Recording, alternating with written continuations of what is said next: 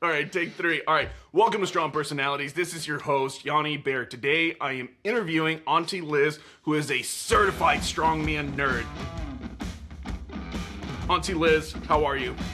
I'm really well, thank you. Super tired today. Obviously, it's a couple of days before Christmas. As you know, I've just been wrapping presents for the last 3 hours, and it's quite late here, but otherwise, peachy.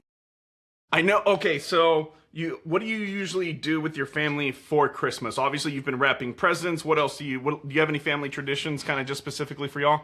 Well, Christmas Day is Loz's birthday.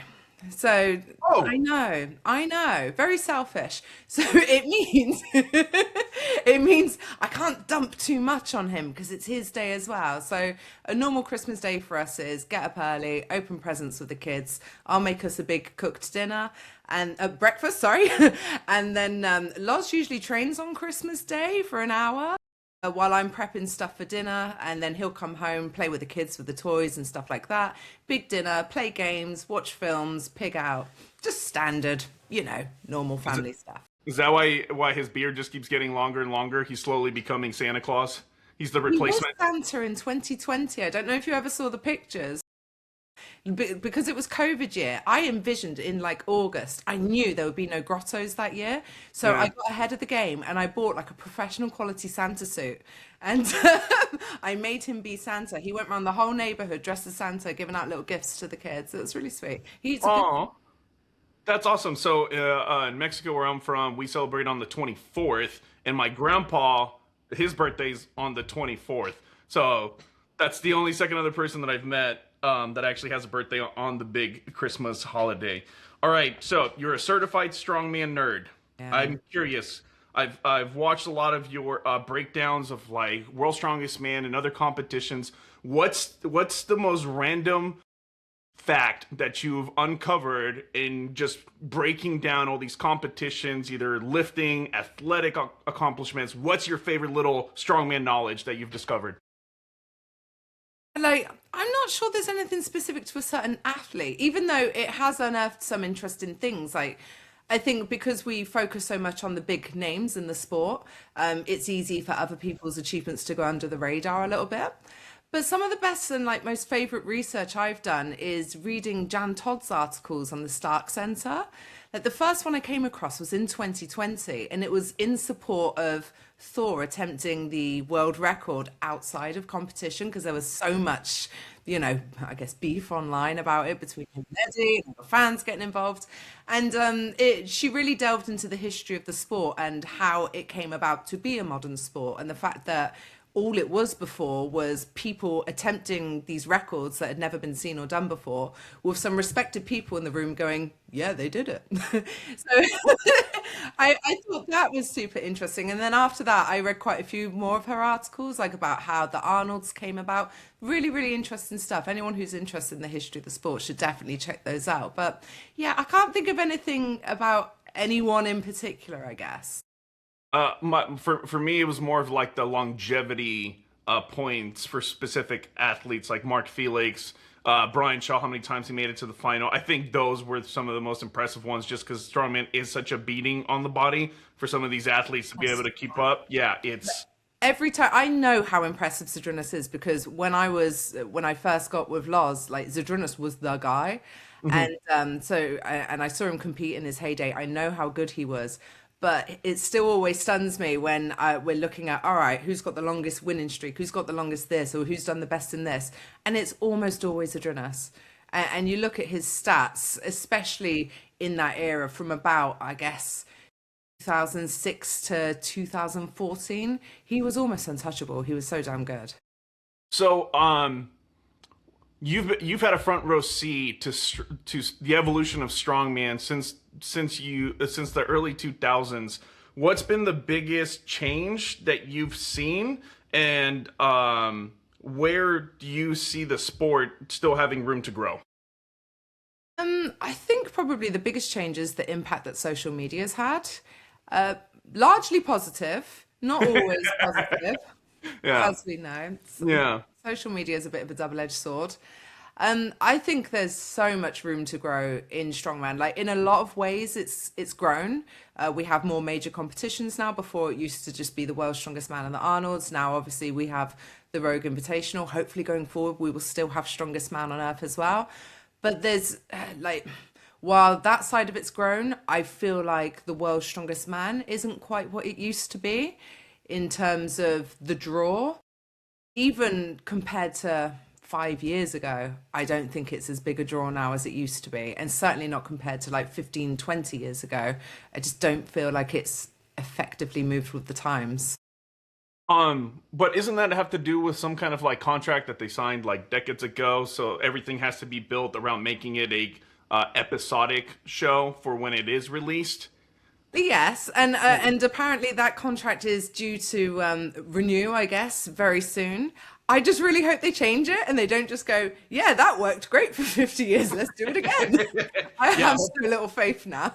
Yeah, hopefully there's a balance where they can stream it or actually have it on TV, and then two, still be able to release the final product, kind of like what the CrossFit Games does, where they kind of show the CrossFits as it's happening, but then they have their high production breakdown that comes usually a few months after. I think that's the perfect balance for that one. So I have a question from you. I posted up on Instagram for people to reach out with some questions, and this kind of falls in line. It says that this is from I Still Function. That's Will Yeager. You my boy Blue.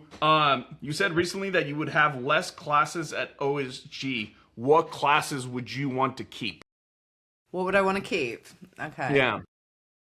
I would probably go back to what it was a few years ago. I would keep the open men and women, obviously. Yes. I would keep the weight classes, and I would have one master's class. Right now there's six, well, yeah, there's six, three per gender, I guess, master classes. You've got lightweight masters, masters over 40, masters over 50. I'd have one master's class personally. Oh, okay. So Yeah. you would reduce it more on the master side than anything.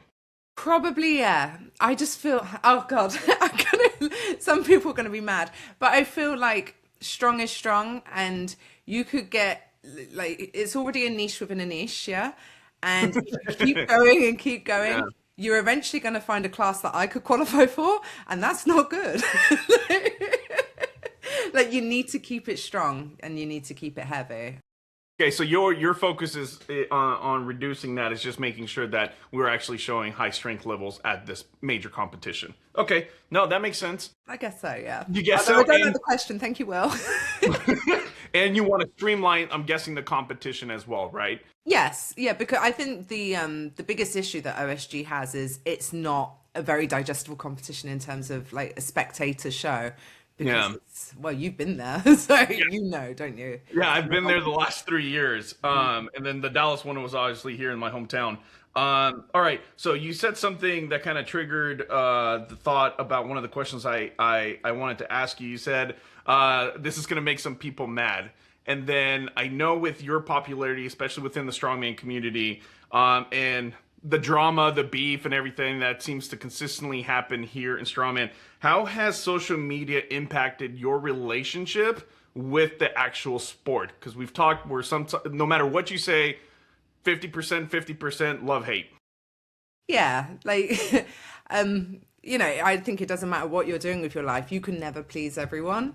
And if you're someone who's expected to have a voice and an opinion about certain things, you're certainly never going to please everyone. So there's no point in even trying, I've learned. I mean, if we take the most recent OSG as a fine example of that, because it was already such a divisive topic, Yes. and quite a sensitive one. Man, like how do you even, like, where do you even begin? You have to be true to yourself, but sensitive to the other side as well, I think. And, you know, I had people on like Instagram calling me a bigot. And then I had people on YouTube saying I was too woke. And it's like, well, how on earth am I both? Pick a side. Yeah. I can tell you which one I think I am, but I'm not going to. But yeah, you can't please everyone, unfortunately. So I think you just have to be true to yourself. And, you know, we're all human. And like, I have friends that have very different opinions to me politically. Otherwise, I can still be friends with them. I have the ability to see beyond that and just like people for who they are. So you would hope that other people would offer you that same grace as well. Okay, so just piggybacking on that, how do you keep your sanity with everything that happens in Strongman and you being such a trusted source? With anytime something happens, I'm sure thousands and thousands of people reach out to you because you are that trust. How do you keep your sanity away from Strongman? Like, what do you do to decompress? What do you do to, yeah, what do you do to keep your sanity? Do you know what I do now? I go to the gym. No, I used to. I put on my headphones and literally shut the world out and go and train. It's great. I love that. So I know this is, I saw on Instagram that this is your last week of your bulk phase, right? And now we're going to start entering the cut. Great timing by whoever timed this, where this is your last week of the bulk. Bravo, that was you. Very smart. Yeah, it's all perfectly planned. Yeah. So you've shared your fitness journey and you've talked about some of the things that you've struggled with throughout it. What are some of the best things you've learned about yourself in this bulk phase? And then what are you looking forward to when you enter the cutting phase as you work towards a show? What have I learned about myself during the bulk? I already knew that I love food, so that wasn't new. Yeah. I don't have like, I think I thought I had a higher capacity for food than I actually have, so I guess I learned that. I guess more than anything I've learned that I'm probably more resilient than I gave myself credit for, and probably more hardworking than I realized as well. Like, I feel like we're always so self-critical and judgmental of ourselves when we want to achieve something and do well. It's easy to get down on yourself, but then it's nice to have people around you that will go, no, you're doing well, trust me. Like, we see people come in and out of this gym every single day, and trust me, you are working hard and you're doing the right things. So that's nice, because I'm definitely my own worst critic.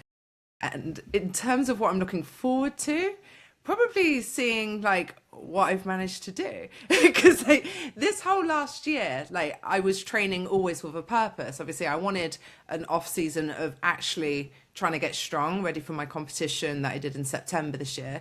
Then we were going into events training. It's never really been about how I look. So now it's going to be interesting to see that new phase of I've tried to put on muscle, and now we're going to take the fat off, because obviously I've put on some fluff as well. And yeah, it'd be interesting to see what I've managed to build, if anything. It's strong fluff. It's strong fluff. Yeah, it's fun fluff. Exactly. Okay. So sorry. What are some of the? I think you just told me that you hit a deadlift PR accidentally recently. How does it feel getting like this much stronger now in this past year versus before? It's nice. Yeah, it's really nice. Like, I will never feel strong because of the company that I keep. So it's hard in that respect. And that's actually where social media is really nice, because I'm followed by lots of normal people who are like, oh, this is awesome. I would love to be able to do this. And I think, all right, like maybe for a normal person, I'm not terribly weak.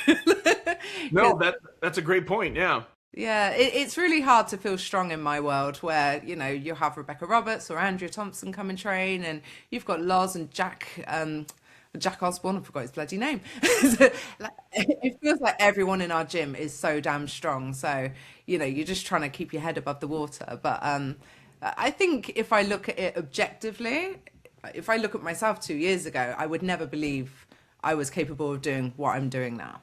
So I love that. That is a trap that a lot of people fall into when they start comparing themselves strictly with gym people, or like us, we're just comparing ourselves literally to the strongest people in the world. Yeah. My best friend, he's 6'10". Ugh. He weighs 225 pounds, and he has to work really hard to gain that weight. He was hitting like 350 pounds on a deadlift, and he's like, hey, I know it's not as heavy as what you can do. And I was like, no. I made him look up the numbers for like how many people in the world can actually hit 315 pounds on a deadlift, 225 on a bench press, and that number is extremely small. And then we literally swim in that 1% world, and then you're like in the top. You swim in the 1% of the 1% world. Yeah. So yeah, it's important that we stay focused on our accomplishments, or we're gonna drown in everybody else's accomplishments around us. There. What is the comparison when it comes to your friendships between your friends that are big in the strongman community and then I guess your regular folk friends that you might have? My civilian friends. Yeah, your civilian friends. There you go. Do you know what? I don't have that many civilian friends anymore. Uh-huh. Most of my friends are people that at some point over the last like 12 to 14 years I've met through this sport. And I think that's because it's it's such a lifestyle being involved in this sport. Even if you are just a wife who doesn't train, like you're so immersed in that world, a lot of people don't truly understand it. And like even the relationships are different. So like a strong man and his wife, I don't really consider a normal husband and wife dynamic a lot of the time. So, and I think some women, you know, in a totally different type of relationship might go, oh my God, you know, how'd you put up with him? Always at the gym, always doing this, napping and all the food and all this. I just don't think they'd really get it. So it's nice to have friends that understand your world, I think. So yeah, most of my friends are within this sport. Okay, so you were talking about your relationship with Big Loz. I think y'all hit 13 years this June 14th, right? So we got married on June 14th. We in March we would have been together 14 years. For this March or this Yeah, coming this March? coming March, yeah. It'll be Okay, 14 gotcha. years, yeah. So how has y'all's relationship evolved since day one to where y'all are at right now, and what makes it work for y'all? God, wow. We've been through a lot in that time. So, like, I mean, when I first met Loz in 2012, he was like kind of almost at the peak strength wise. He hadn't had his best achievements in terms of like what he went on to do in the sport, but he was probably the best strongman at that point because that was before a lot of his injuries. So he was traveling a lot. We both came into the relationship with baggage. I had a son, he had a daughter. There was, you know, that was hard to be honest. We had two young children between us. It's taken a lot of patience on both of our parts. It took a lot of, I think, selflessness on my part to sort of let him go off and do his thing because a lot of the time, like we couldn't afford for me to go with him, or I had to be home with the kids, and you know, a lot of trust. But our relationship is so different now to how it used to be, and in a good way, I think. Like we've stormed some weathers, weathered some storms, but yeah, we've been through a lot together. But I think it's only made us stronger in the long run. Like we're a solid unit. I think also what I noticed just from a distance and then the few times I've seen y'all in person is like y'all always seem to be laughing. Y'all both seem to have a sense of humor that complements each other, and I think that's critical. What are some of the funniest things that y'all have done together that maybe people haven't seen and that are appropriate for YouTube that you want to share? Funniest things we've done to, oh God, I don't know. I mean, we've done so much together. Most of our laughing is me laughing at Loz, and not because he said something funny. I I am a complete piss taker all the time. I'm the No. clown in the relationship, but it works for us. I think, and he'd admit I'm the funny one. I Loz isn't that funny. If I'm laughing, I'm probably laughing at my own joke. Aw. There's always one in every relationship. I know There that's been is. me in the past. I So don't think you could have two of the same in the relationship. I think it would be a power struggle. Like we know our strengths, we know our weaknesses. I'm there you're to like entertain. He's there to do everything else. you're gonna be strong. I'm gonna have the great personality. Okay. Yes. I love the post that you put where you told him his the five hall passes set up. Where you oh, I could never have five hall passes, and then I think you asked him the five greatest athletes in his opinion. I was like, that is hilarious and a beautiful setup. I actually felt quite bad about that because I was really asking him to go into detail and he took such a long time to describe it, like all of their achievements and everything. And then, of course, I cut the smallest snippets of anything that could be used as like an innuendo. Yeah. He was like, "You bitch." Totally worth That was it. said with love right there. Of course. You should know Okay, that. so you were talking a little bit about traveling all over the world for the sport. Where have you gone that you want to go back because you didn't have time to enjoy the actual location because it was just the time was just controlled by all the strongman activities you had to do? To be honest, I feel like most places we go, it feels like we get there, we maybe have a day, and then it's competition, and then the day after we leave. I think like But actually, back in World's Strongest Man, it used to be done at a much slower pace. So we'd be there for between like 10 to 14 days. You'd have 4 days of group stages, 2 days off in between, and then the final. So it was a bit more of a relaxed pace, whereas now, obviously, they condense it into about 5 days in total. Iceland's definitely one. Like we've been there twice now for the Magnus Burr. Loz has been there like recreationally, I guess, as well. Like he's visited and stayed with Thor. Yeah. It would be really nice to be able to extend that trip. It's just so hard though, because it feels like the calendar's so rammed now. Like it's straight after the Giants Life World Tour final and Rogue, and then right before OSG. So there's hardly any sort of wiggle room, it feels like. And yeah, it's just hard to squeeze it all in. What's on your checklist when you're traveling? Like, what do you plan it around restaurants? Is it the hotels the priority? What's on your checklist? Hotel is always a priority. I like to stay in a nice hotel. I like nice flights and nice hotels. I do. I can't, I don't, like, I feel like I'm too old now to stay in a shithole. Do you know what I mean? I want to stay in a nice hotel. Like, restaurant-wise, a mixture. So many of you Americans get really offended when we come over and we'll like have breakfast at a Denny's or go to a Waffle House. They're like, we have so many nice restaurants. I'm very upset that you're going and eating in an Applebee's or something. It's like, but we come to America like 5 or 6 times a year. So we do visit nice places, but sometimes we just want the crap too. We're happy. We know this isn't your finest cuisine and we're not judging you based off of it. We're judging ourselves more, really.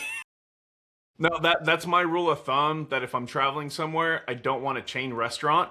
So, but let's say I go like where you're from, I would want to hit up the chain restaurants that y'all like just to see what what it's all about. Yeah, I want to know. What's a Chili's? I need to know. I've been. I'm so yeah. Your video when you came to Buc-ee's, because those are really big here in Texas. I don't know if they are outside of Texas. I think they're overrated. It's too much. I love their bathrooms though. I love how clean their bathrooms are. Do you know what though? And obviously you get the full-size door in a Buc-ee's in the bathrooms as well. That is so standard across the whole of Europe.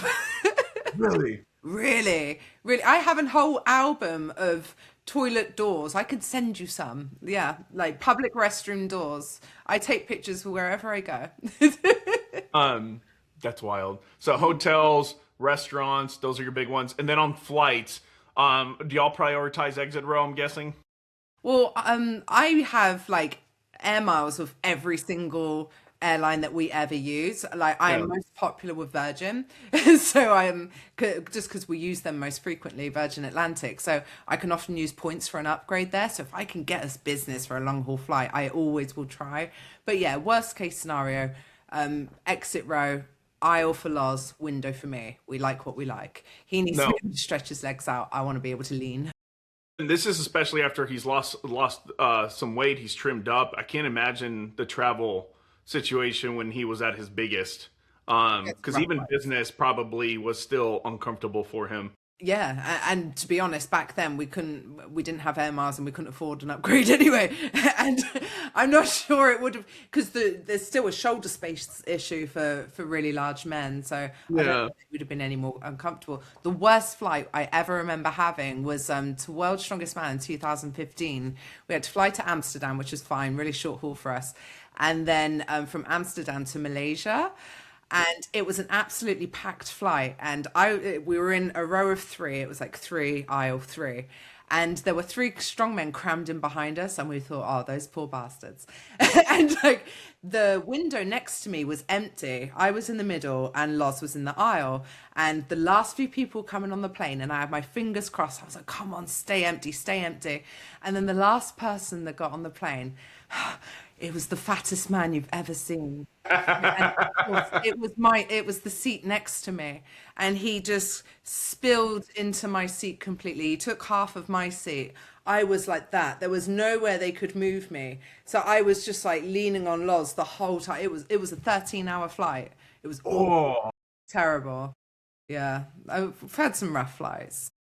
I'm sure it wasn't comfortable for him either, but I've mostly felt sorry for myself. But at least it was you leaning on him and not some stranger like leaning, overflowing on you. It's true. I have had men, like weird men. Yeah. When we were flying to Bahrain for a competition once, we were on a round flight. Sorry, I'm going on a tangent. No, please go, please go. All these traumatic flights. And we were flying to Bahrain, again, packed flight. There was this man next to me, and suddenly he just put his hand in my lap on my leg. And I was like, Loz, he's touching me. Loz looked and he was like, and he picked this man up. He was like, no, like that. And yeah, the guy didn't touch me again. How weird though. That's wow. That I'm surprised. I would hit somebody. I'm not gonna lie, because that's intentional. Like if it was like the arm was slightly up against your leg, I can kind of. But that was just a full on hand on lap. Nope, not okay. What was it? 2 OSG goes. Is that West Virginia? Yeah, West Virginia. I remember I ended up sitting across from Mark Felix. Oh yeah. And then, oh man, what was his name? What his last name's Holland? Terry Holland. Yeah. And then he took up 2 seats. Yeah. And then there was other like open weight strongman, and it cracked me up because that first flight for us, it was a connecting flight, so it was one of those smaller planes. Yeah. They had to move people around to balance out the plane, and I had never seen that before. Yeah. Yeah, no, I've seen that before. It's weird when it happens. And then Mark was walking in with his like OSG trophy, and then all these like civilians were kind of looking at him, and I was just like, look up the name Mark Felix. And they're like, thank you. So that was great. Yeah, but traveling for Strongman is interesting, especially when you have to have all the gear that you're going to. So since you've been doing the YouTube channel, you've been flying around with Strongman with a camera. Has working behind the camera, taking pictures, doing mostly videos, has that changed how you see the sport and just how you see life in general? Really? I guess it's forced me to talk to more people. Whereas before... Forced, yeah. Well, kind of, yeah, because, you know, you can't just spy on people with your camera. That would be weird. You have to interact with them, you know, so put people at ease. But it doesn't really put me at ease because it's not a natural thing that I would do necessarily. I've gotten much better at it. And obviously, the longer I did it for, the more people knew me. As they were coming through the sport, and yeah, it started to feel more normal, but initially it was weird. Like, film this. I'm like, really? Okay. Started with my phone and obviously eventually moved up to the camera, but yeah, like sometimes I feel like you miss out on things looking at life through a camera. And like this year especially, there have been situations where before I would have probably whipped out the camera thinking this would make great content, but I've not done that so much this year. I've tried to live in the moment a little bit more. I need to go back to doing it, to be honest, because I need to make content. but it's been really nice having that little break from it, I guess. What do you like? What don't you like about creating content? Creating content could be really fun.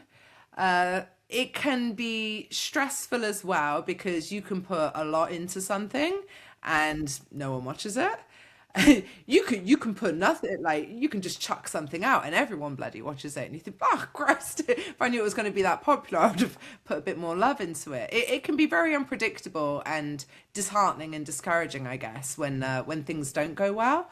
But I think sometimes it can feel intrusive as well, content creation. Like just a bit of it's a necessary evil, isn't it, in the modern world now? Yeah, because you open the door and unfortunately it goes in and out, so people can talk to you or you can post what you want to post on your end. Yeah, a lot of what I make, I really enjoy making it. Don't get me wrong, especially the fun reels and stuff that I do with my friends. Like, that's fun. I like that. I know. I saw that you were doing like what was it? Riding the Bull challenge with the Texas boys. All the fun challenges you do with all the. What's been like the most fun? Name me some of the most fun challenges you've done this year.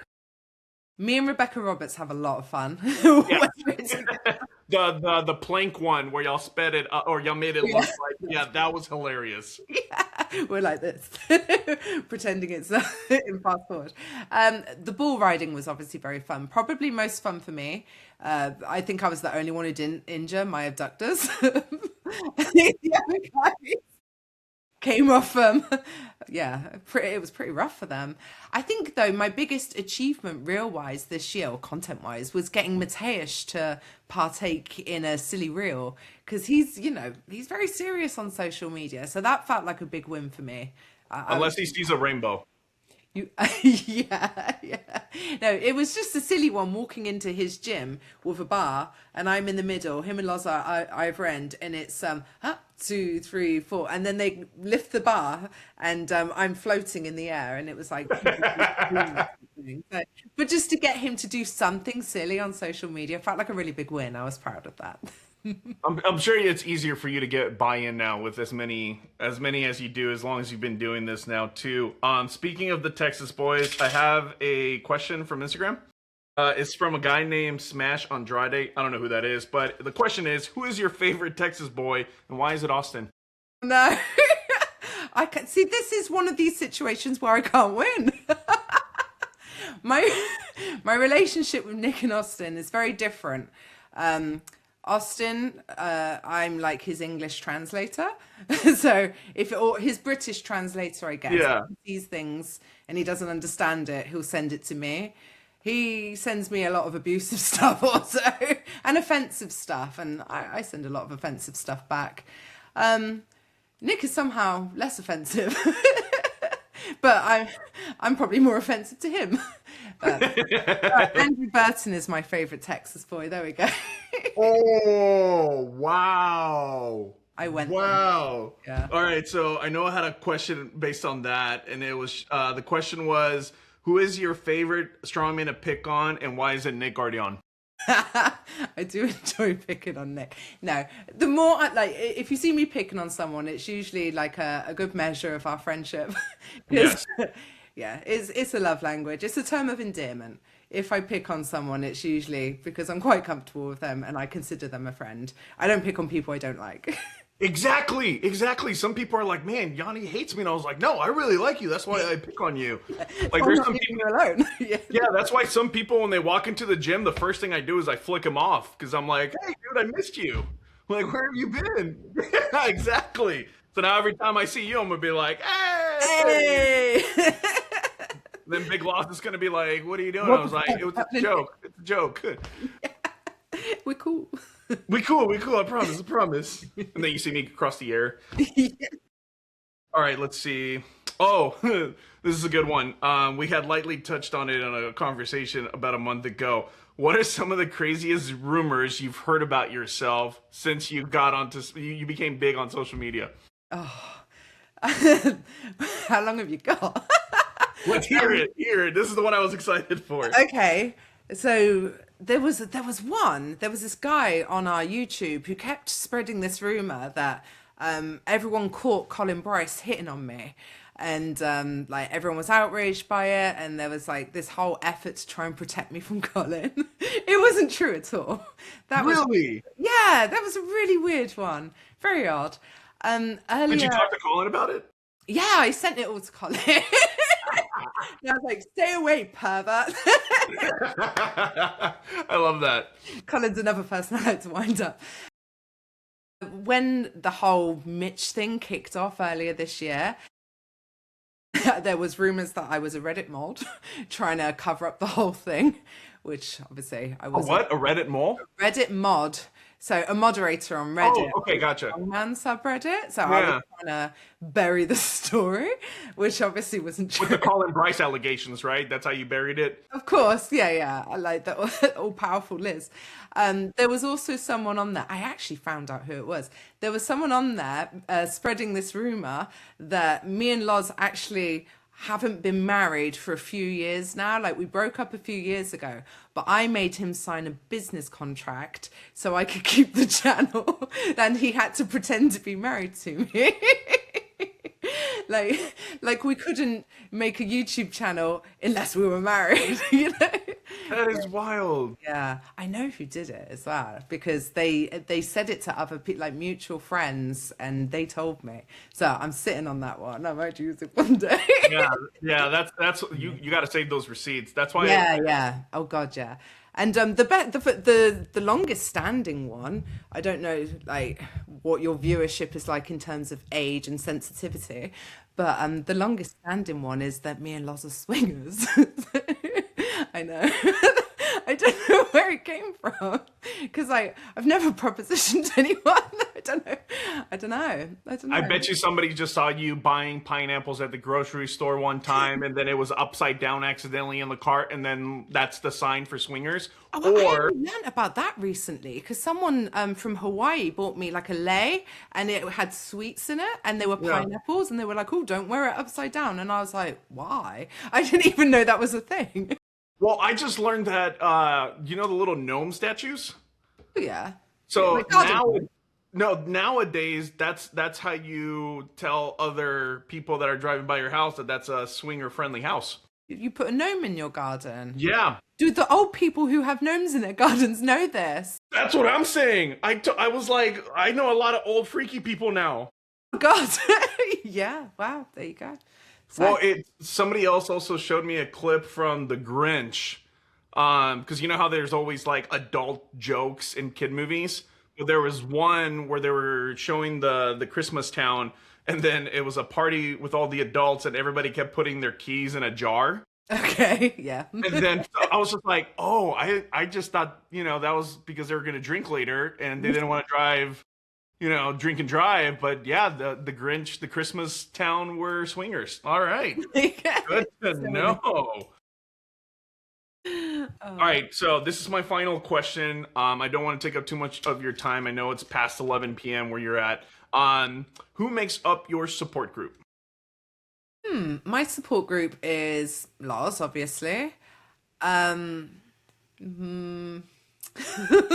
It's all Loz, poor bastard. No, I have a few very close friends. I'd say about 3 really close female friends, 3 or 4 really close male friends, and then a couple of family members as well. It's a pretty good size support group, actually. But I don't use them. I'm terrible. I'm not. I'm not the sort of person that will ever ask anyone for help, and I'm not someone who will ever come to you crying about anything. I'm the supporter. I was about to say that sounds like somebody who's used to being the person that people go to. I am the person. Yeah. My bad. That is not the last question. I forgot that I had 2 holiday-related questions. Okay. And these are for sure the last 2. The first one is, what would you give the sport of strongman for Christmas this year? Cash injection.